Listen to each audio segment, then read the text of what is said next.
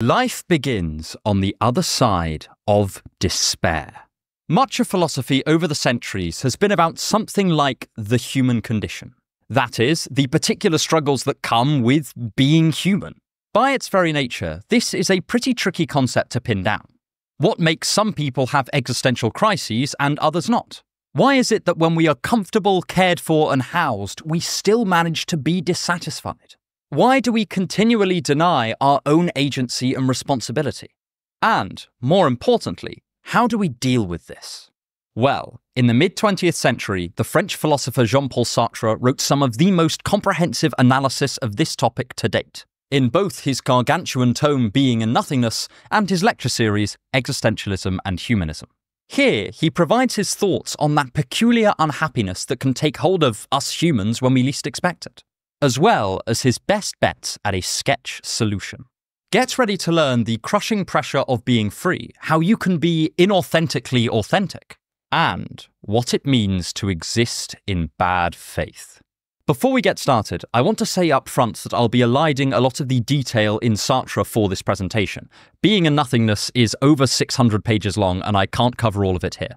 And do critically examine Sartre's ideas so that you can discover what holds up to scrutiny and what you might like to abandon. But first, let's examine one of the foremost values of our age, liberty, and how Sartre thinks it's not all it's cracked up to be. 1. Freedom, Anguish, and Vertigo. One of Sartre's most famous quotes is that we are condemned to be free. And in some ways, we could end the video there, since this is a pretty decent 3-word summary of his entire analysis. But what he actually means by this pithy remark is a little bit esoteric, and it connects with various further ideas about potential, nothingness, and a feeling of lack. Sartre characterizes the entire human condition as one infused with this nothingness. When first reading him, this idea comes across as incredibly mysterious, but it's perhaps better to think of it as something akin to incompleteness. Sartre points out that inanimate objects are, in a sense, complete. That is, they don't need anything else, they just are. They have a bare existence to them that seems comforting. This is what he calls being in itself. While the nuances of Sartre's idea here are rather complicated, to put it simply, a rock is a rock and it does not feel the need to be anything else. It doesn't have a sense of progress or desire or felt difference. It is unconscious. However, we are very different. We are what Sartre calls being for itself. This, again, is a sort of esoteric term, but it essentially means that we can reflect not only on what is, but also what could be, what is not, what might be, and what we should be. To again put it simply, we are conscious, reflexive, intentional beings. For Sartre, this means we can make decisions. We can detach ourselves temporarily from the simple sequence of events and ask questions about what we might do as agents. This gulf between the wider scope of the imagination and the stuff that actually exists is a big part of what Sartre calls nothingness. Sartre's reasons for using this particular language are to reconcile some aspects of Heidegger with other aspects of Kierkegaard, but from now on I'm just going to use slightly less technical terminology. This is what he means when he says that the human reality is infused with nothingness. I think the idea is actually quite intuitive when you get down to it. Right, so far so good. After this, Sartre draws quite heavily on Kierkegaard's idea of anguish to expand this general point. In his philosophy, Kierkegaard distinguishes between fear and anguish, stating that while the former is about threats from the outside, the latter is anxiety about what we ourselves might do, or as he puts it, it's to do with the dizziness of freedom. In some ways, this is very similar to Sartre's notion of being condemned to be free, in that they both stem from the realization that, internally, there is nothing stopping us from making any range of decisions at any time, however self-destructive or horrible. Sartre uses the image of walking along a ledge. Here, we often experience two concurrent emotions. The first is fear. This stems from the possibility that we will tumble off because of some external factor. Say we were to trip over a stone or something like that. The solution to this fear is then to get more control over the situation, say by taking extra care with our steps. However, the anguish we might feel is a different matter entirely. This is the realization that we could throw ourselves off the ledge if we so wanted. And how as soon as that thought is in our head, it will start to contrive reasons and temptations as to why we might want to. we are alerted to the possibility of making a horrifically self-destructive choice. It's the unsettling realization that we are free.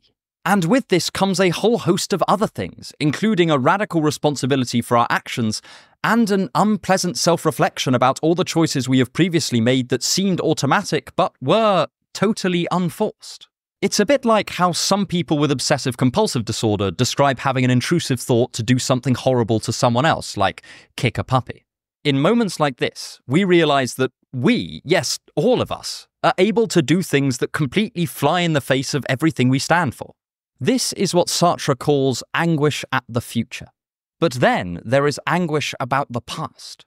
This is not so much regret, but rather the realization of how flimsy all our promises to either engage in certain behaviors or not engage in other behaviors truly are. Sartre uses the example of Dostoevsky's gambling habit. Each time he would write in his letters about his resolutions not to gamble again, but then he would realize that there is nothing holding him to this resolution. The next time he saw a roulette wheel, he became acutely aware of how there truly was no barrier stopping him from gambling again. Those resolutions were just empty words unless he followed them now. The choice could not be made in advance. So in effect, this backwards-looking anguish is the knowledge that no matter what commitments we make now or made in the past, we are always technically able to undo them later. There is nothing forcing us to keep to them. It is the terrifying fact that we are never done with our will. We can never just lay down a set of principles and say, right, this is what I'm doing from now on, because at any time we are free to break them. So to keep those values alive, we must be constantly and exhaustingly renewing them.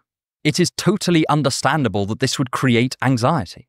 This idea of our radical and unchecked freedom and how distressing it can be links quite closely with ideas Nietzsche had about the death of God.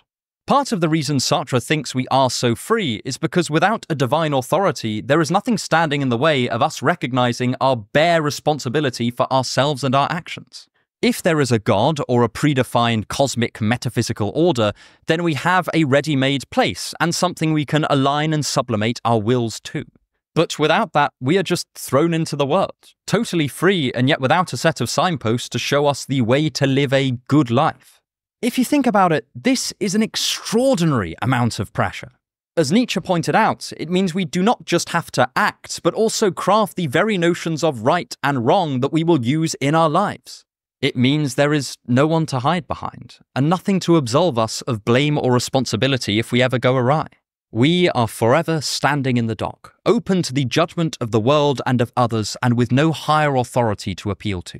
Throw in the idea that we can make self-destructive or horrific choices, and this is the perfect recipe for anxiety. This is part of the reason why philosophers like Schopenhauer or Dostoevsky were worried about the consequences of a decline in religious belief. It opens up these rather distressing possibilities that we then have to confront. And interestingly, it seems it's precisely when we are most comfortable that we can become aware of this terrifying freedom. When we are fully immersed in an activity or fighting for survival, Sartre suggests that we lose a certain reflexive self-consciousness. We temporarily manage to escape this crushing liberty through immersion in a commitment.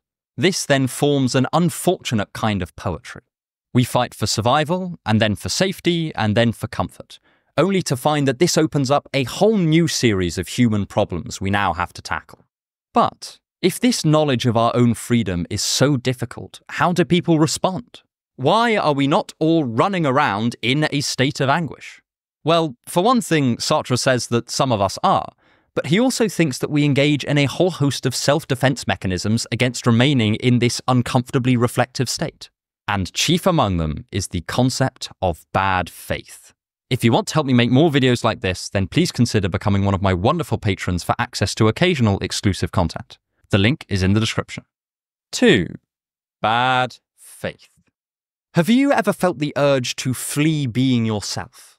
A longing to not be a person with all of this crushing autonomy and responsibility, but instead more like an object, or maybe a dog.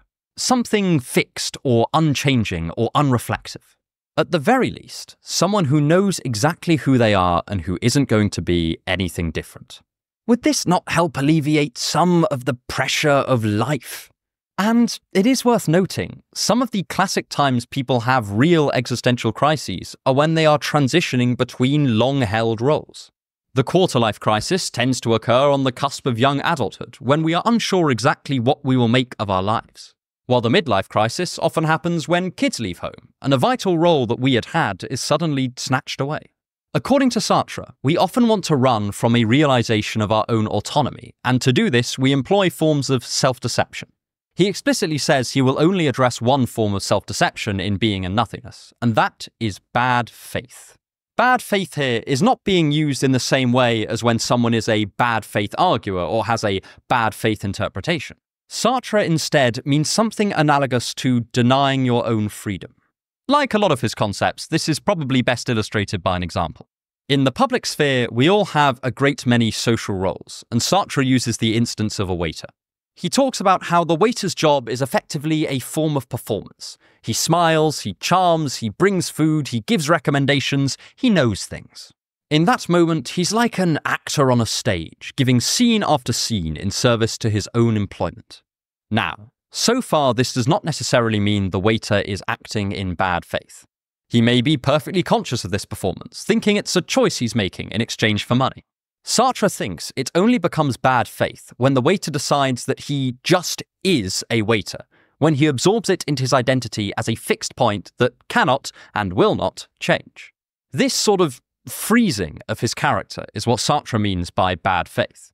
It's an act of faith because it's leaping from some observations about how we behave to the idea that this is how we will always behave. And it's bad because Sartre thinks it's both false and also in denial of our own freedom. Again, it's that yearning to be a thing in itself, complete and finished, without the need to make any more choices. To put a more modern spin on it, we might say that it's partly the wish to be relieved of decision fatigue.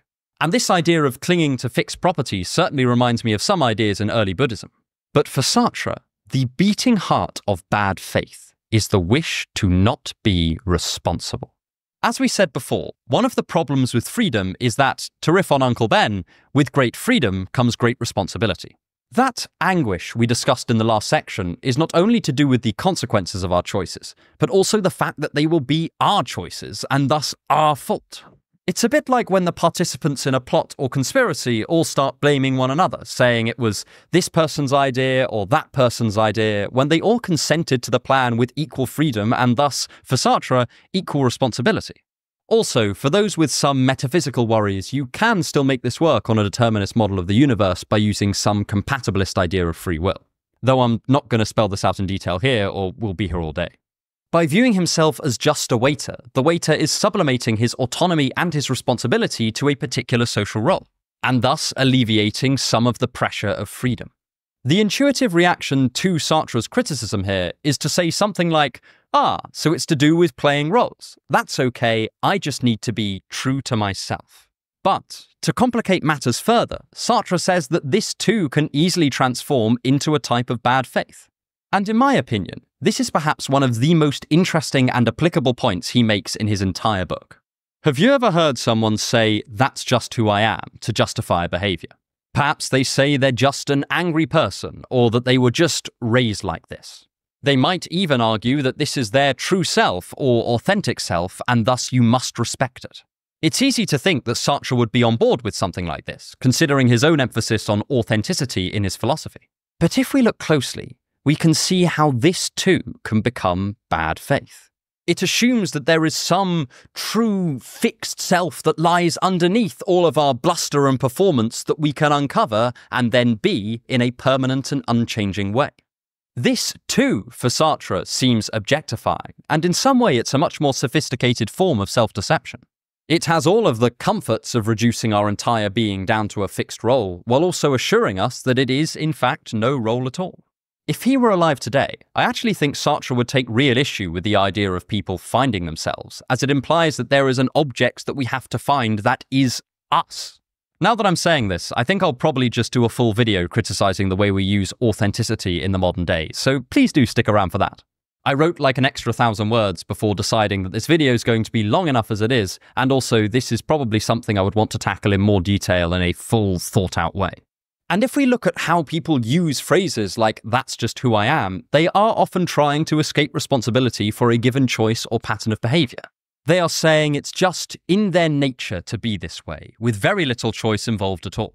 Just like the waiter, they have fallen into the illusion of a fixed permanent role. It's just that they are playing a caricature of themselves. For Sartre, the problem with this approach is both that it is self-deceptive and also he tends to think it won't quite succeed. He thinks that in trading in our freedom, we also trade in our potential. This is not necessarily the potential to achieve great things or be extraordinarily happy, but rather to live a life crafted by consciously made decisions. It is seizing the reins of our own character and making intentional choices about who we want to be and what we want to do, all the while facing up to the crushing idea that this means we'll have to take full responsibility for those choices as well. It is, intuitively, to live our own lives. This brings its own challenges and risks, and to be fair, could end in disaster.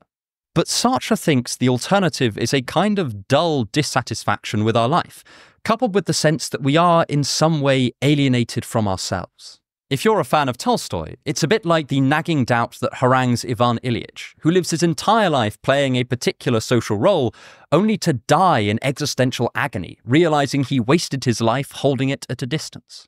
Before we move on, I do just want to pose a quick question. Is Sartre actually right here? Is living in this inauthentic way necessarily an undesirable thing to do? For Sartre, the anguish is preferable to the bad faith, but I do think it's worth asking whether we would agree. The idea of being at the head of our own life is very romantic, but its desirability is often assumed at the outset of a lot of existential debates. So I want to highlight that this premise is by no means a given, and I'd be very interested to know what you think about it in the comments.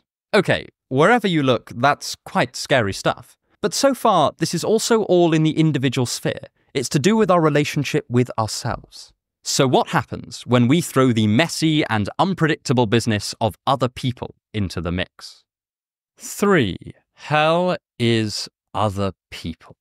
Here's a fun trick. If you ever want a pithy saying on any topic to do with being human, you'll probably find one in the essays of Michel de Montaigne. And in his On Solitude, he has a real cracker, which is, "There is nothing so unsociable and sociable as man." For Montaigne, both solitude and sociability tug rather strongly on our minds, and while he came down mostly on the side of solitude, it would be strange not to admit the power that other people can easily wield over our consciousness. In fact, an awful lot of ancient philosophy was geared towards dealing with the troubles brought on by the opinions of other people. You can find it mentioned in the works of most major Stoic writers, like Marcus Aurelius, Seneca, and my personal favourite, Epictetus. These were people who lived in times much harsher than our own, and yet they still found themselves obsessing over what other people thought of them. For a modern example, we have the Czech writer Franz Kafka, who was similarly tormented by how others might perceive him, so much so that it characterizes many of his novels and short stories. But what is it that makes other people and their opinions of us so difficult? Well, according to Sartre, it's because our personhood is intimately linked with the people around us, in a far deeper way than most philosophers have argued. For Sartre, a huge part of our experience of being human is shaped by our relationship with others, and this is because the presence of other people allows us to be self-conscious in certain key ways. Here's an example. Have you ever been going about your business and then had the sudden notion that someone could be watching you? If so, you'll immediately know how it changes your behaviour. You snap out of just seeing the world through your eyes, as it were, and become aware of the fact that you are an object in other people's worlds, just as they are one in yours. In effect, this is becoming aware that other people can perceive us and make judgments about us, but in a very visceral way. It's realizing this not just cognitively, but emotionally. And Sartre suggests this feeling often manifests through shame. I remember when I was much younger and alone in the house, I used to sing to myself. Something I'm not particularly skilled at and won't put you through now. One time, when I was happily singing away, I became aware of the fact that I'd left a window open by mistake, and so it was very likely that the neighbours could hear me. And instantly, I felt shame at this, because I was aware that a skill I was pretty insecure about could be judged by an outside source. I was seeing myself through their eyes, and was not particularly happy about how my warbling came off. Sartre, and later the psychoanalyst Jacques Lacan, really ran with this thought and developed it over time. They both concluded that much of our view of ourselves is mediated through the eyes of other people. That is, it's very hard for us to view ourselves as being lovable, attractive, courageous, admirable, clever, and much more if others do not agree with us. Again, another good example of this is the shame that I feel when I make a mistake in one of these videos and have to bashfully write out my correction in the pinned comment. I am uncomfortably confronted with the fact that I know less than I thought I did.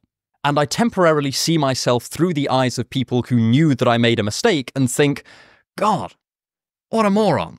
But anyway, enough with this impromptu therapy.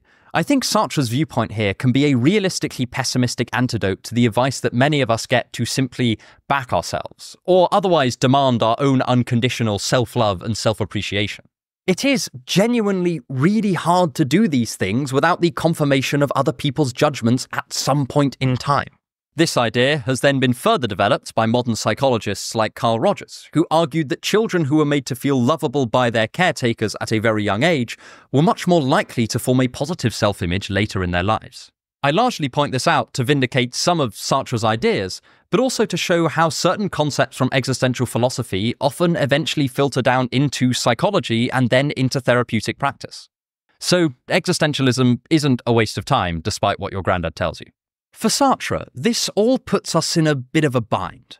On the one hand, with the gaze of other people comes the possibility of shame and an unpleasant form of self-consciousness and self-objectification, something Sartre calls the look.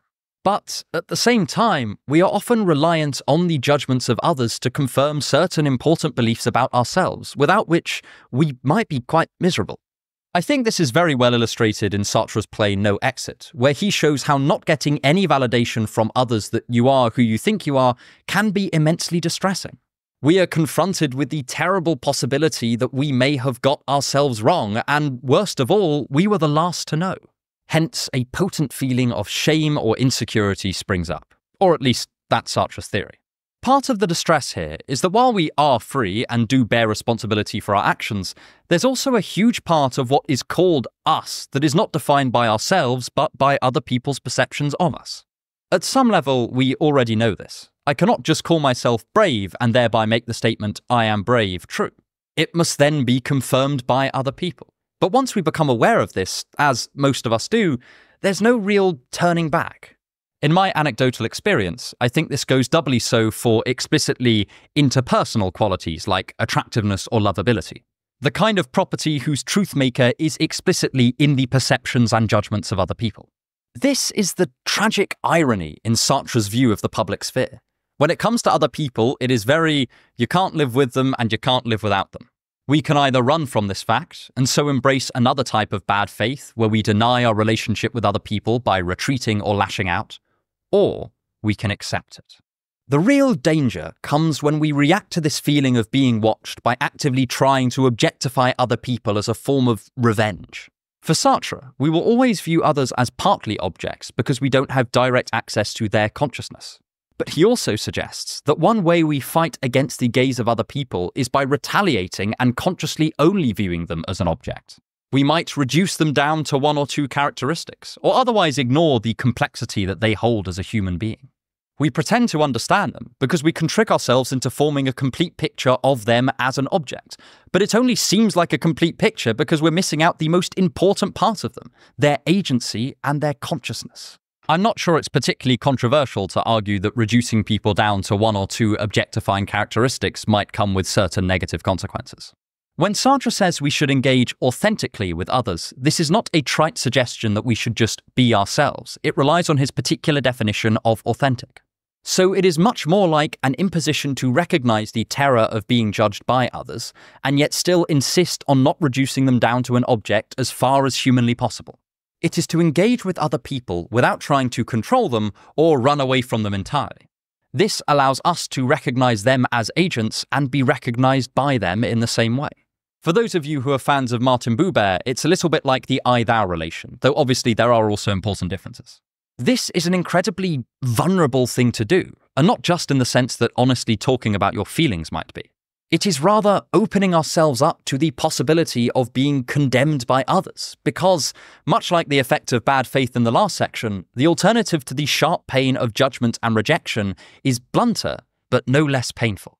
Just as we are condemned to be free, we are also condemned to be judged. But Sartre thinks that running away from this and denying ourselves the recognition of other people, and them our recognition, has the potential to be far, far worse. But lastly, I want to pull these threads together, as well as revisit some of the points from the first section, and look at perhaps the more optimistic side of Sartre's view on humanity. 4. A work in progress. In the first section, we said that for Sartre, humans are often striving to be complete, where complete here means having no lack or possibility anymore. With the context of the previous two sections, we can now recognize this as another attempt to escape the pressure of making choices and bearing responsibility for them. However, Sartre points out that this is also essentially a wish to become an object, or perhaps more frighteningly put, a wish to become dead. There will be a time when there are no more choices to make, but then we will cease to be us. We will be an inanimate body on the ground who has no more possibilities yet to access, but also doesn't seem like they're having a great time. Arguably, we see this wish to be done, yet somehow still retain our agency, in many religious traditions. For example, in C.S. Lewis's conception of heaven, he views it as a place where we are united with God in a permanent, unchanging state, and this is a lot like becoming a being in itself. And yet he also says we retain our consciousness and our agency. This is partly what he means when he says God desires servants who will become sons. However, Sartre is an atheist, and as a result cannot invoke such metaphysical mysteries. Instead, he thinks this is a contradictory wish. There is no way to be done without also becoming a mere object.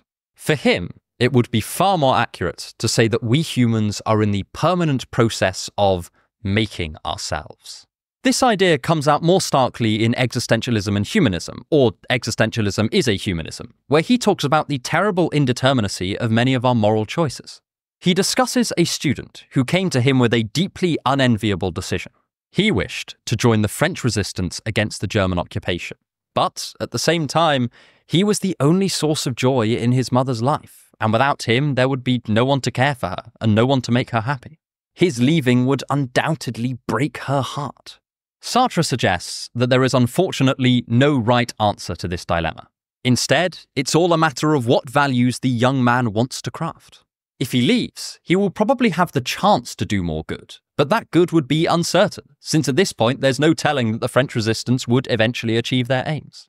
On the other hand, staying with his mother is a more modest act of certain kindness, but could he live with himself afterwards? For Sartre, it is in the decision he makes here that he crafts his values, and thus his character, or essence, as he sometimes calls it. The key point here is that Sartre thinks we create who we are and what we value in acting. On the one hand, this is a lot of pressure, but on the other, it brings a huge amount of opportunity. And vitally, who we are is made and not found. Sartre contrasts much of his viewpoint here with the religious ones that have come before him, and specifically what he calls the spirit of seriousness. This is the notion that we have a predetermined purpose that has been designed for us, either by God or by some non-agential divine order. Sartre thinks this is comforting, but also limiting. For him, it denies us this creative project of crafting our own purpose that he thinks can make life so fulfilling. Just like bad faith, Sartre thinks this reduces us to the level of an object. It gives us a predefined teleology, like a tool or a machine. It is the very thing that makes being human difficult, that also makes it potentially so wonderful. He thinks we must resist the temptation to run from our freedom through bad faith, and instead go through the anguish of choice and eventually embrace the realization that we are totally free, yet also totally responsible, and thus the authors of our own lives. Not in how they will go, but in what values shape them. This will involve a level of self-honesty that not many are used to, and I am certainly not. It will mean honestly asking what values we would like to craft, and then recognizing that thinking them is not enough. We must also enact them in the world. It is a somewhat more modest idea of value creation than that found in other thinkers like Nietzsche, and also is perhaps more achievable. But Sartre does think that in order to get there, we first have to shake off this wish to be unfree. He doesn't really give us a roadmap on how to do this, but it seems to involve the continual reminder of our own radical freedom, and the careful watch for any inklings of bad faith that arises in our psyche. He sometimes calls this purifying reflection, though notoriously, he never really expanded upon what he meant by that. And for a moment, I do think it's worth looking at the more positive side of this. Sure, there is something undeniably pressurizing about being unleashed upon the world without much of a guidebook, but this also means that each of our decisions is wholly our own. On this view of reality, we are not the followers of a predefined moral law, but instead its collective authors. We are not defined by our social roles or our metaphysical places or what we have been taught. In fact, we're never fully defined at all. We remain condemned and we remain free. And while we may take a moment to mourn being condemned, Sartre does not want us to forget that there are upsides to being free. This is what makes Sartre's philosophy humanistic. All of these things that were previously the domain of God are now the domain of man. And not individual exceptional men, as in the case of Nietzsche, but rather humanity as a whole. There is a lot of stress that comes with such liberation and power, but that is largely because we are very concerned about using it wisely. And as far as I can see, that actually says something rather nice about humanity. So many of us are so anxious about getting life wrong that we will give up our own freedom just to escape the pressure. But for Sartre, this is not the answer. He thinks we can gradually work towards a world where we respect one another and ourselves as agents, embrace our own freedom, and learn to turn our anguish into the very foundation upon which we will build a fulfilling life. This is not blind optimism, and Sartre thinks it will come with an absurd number of challenges. But he is sure it is better than the alternative, spending our entire existence imitating someone else's. For Sartre, it is better to be the clumsy authors of our own essence, rather than the beautiful ink in someone else's pen. However, for every budding atheist existentialist, there are firm critiques from religious writers. And if you want to hear about the potential dark underbelly of this approach to life, then click here to watch how Schopenhauer thought religious belief was an incredibly valuable tool in society's arsenal, and how we might not want to live without it. But either way, I hope you enjoyed the video and have a wonderful day.